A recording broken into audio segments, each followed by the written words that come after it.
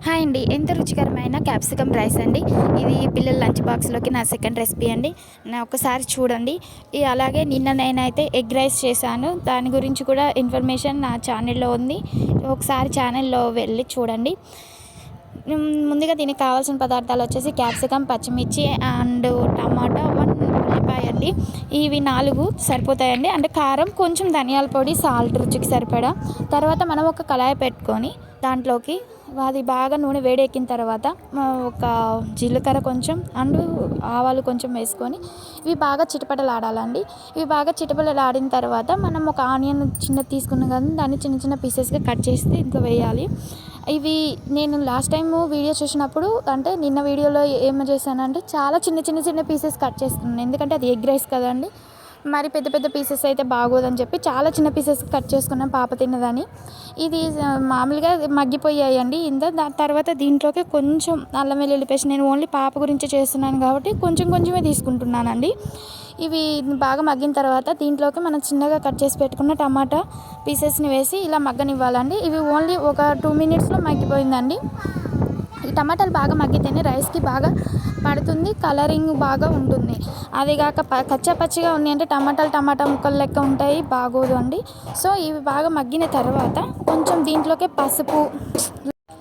పసుపు కొంచెం, రుచికి సరిపడా కారము, ఆ తర్వాత కొంచెం సాల్ట్ వేసుకోవాలండి. ఈ టైంలోనే మనం ఆల్రెడీ ఒక పచ్చిమిర్చి కూడా దీంట్లో తర్వాత యాడ్ చేస్తామండి. సో మీరు ఎంతైతే పాప తినగలుగుతుందో అంత కారం మాత్రమే వేయండి. పాప కానీ బాబు కానీ అంత కారం మాత్రమే వేయండి.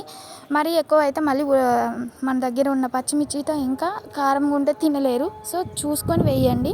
ఆ తర్వాత కరివేపాకు వేసుకోవాలండి. తర్వాత మనం ఒక పచ్చిమిర్చి తరుగు ఉన్నది కదండి, అది ఆ పీసెస్ వేయాలి. ఇలా తర్వాత క్యాప్సికమ్ అనేది మరీ పెద్ద పెద్దగా ముక్కలు కట్ చేయకండి, మరీ చిన్న చిన్న పీసెస్ కట్ చేయకండి, మీడియం చేసుకోండి.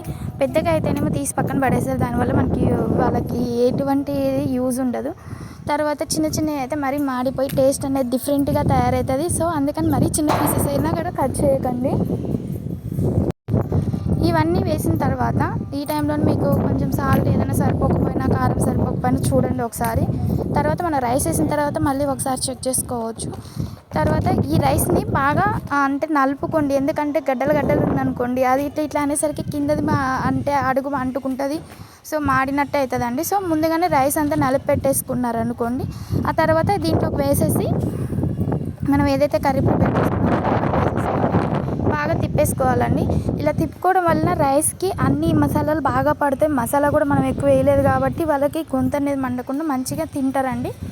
సో నేను ఇలా అయితే ట్రై చేస్తున్నాను. రోజుకొక రెసిపీ అయితే అప్లోడ్ చేద్దాం అనుకుంటున్నాను. ప్లీజ్ సపోర్ట్ మీ.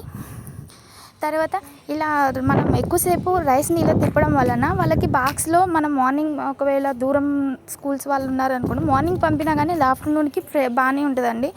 అలా కాకుండా కచ్చపచ్చగా మనం పెట్టేసినాం అనుకోండి, మరి పాడైపోతుంది ఆఫ్టర్నూన్కి. సో ఇలా ఒక 2-3 మినిట్స్ వదిలేసారనుకోండి, బాగా ఆ రైస్కి పడుతుంది, మంచిగా ఉంటుంది. తర్వాత ఇది ఒక ప్లేట్లోకి తీసుకొని మంచిగా ఆరబెట్టిన తర్వాతనే బాక్స్లోకి పెట్టండి. లేదంటే మీరు వేడివేడిగా పెట్టడం వల్ల ఆ రైస్కి చెమట లెక్క వచ్చేసి పాడైపోతుంది, తినలేరు. సో నేనైతే కొంచెం ఆరబెట్టేసి బాక్స్లోకి తీసుకున్నానండి.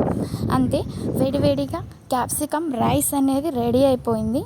సో మీకు నచ్చితే లైక్ చేయండి, షేర్ చేయండి అండ్ సబ్స్క్రైబ్ చేయడం మర్చిపోకండి. Please follow my channel.